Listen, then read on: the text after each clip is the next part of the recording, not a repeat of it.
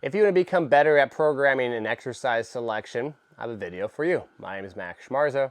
I'm a guy with a whiteboard who likes sports science. I'll break it down for you. So we have two graphs here. We have one force time curve, force what we apply into the ground, and time, the time in which we do it.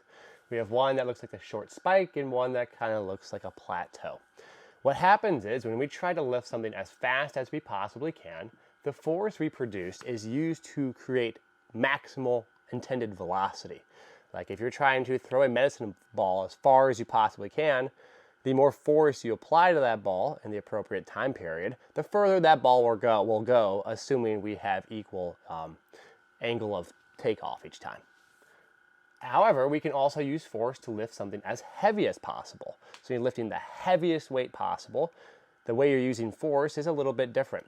You're trying to lift and complete the task, and we're not really concerned about the speed of the task. The speed itself is limited by said weight. However, when you lift it really lightweight, in theory, you could lift it really slow, you could lift it really fast, or somewhere in between. So we can use two extremes.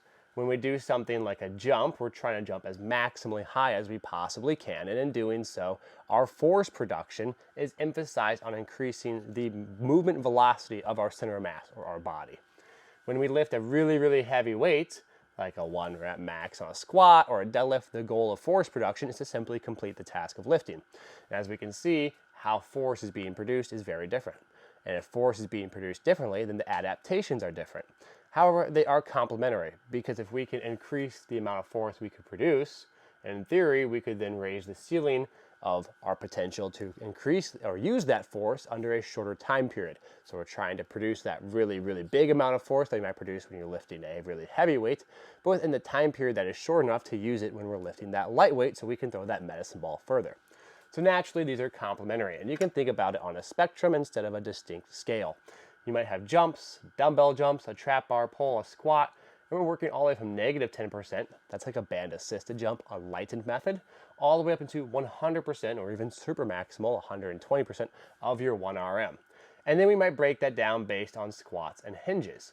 And so based on your specific goals and your needs, you might do a little more speed work down here.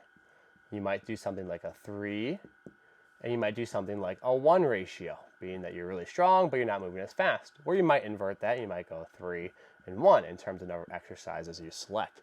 But the point of it is, as a coach, you identify specific needs. And in my athlete training team, we like to do a mixed approach. So we do some heavy stuff, some speed work, because we're trying to train both of these qualities in tandem with each other over a specific period of time in our training.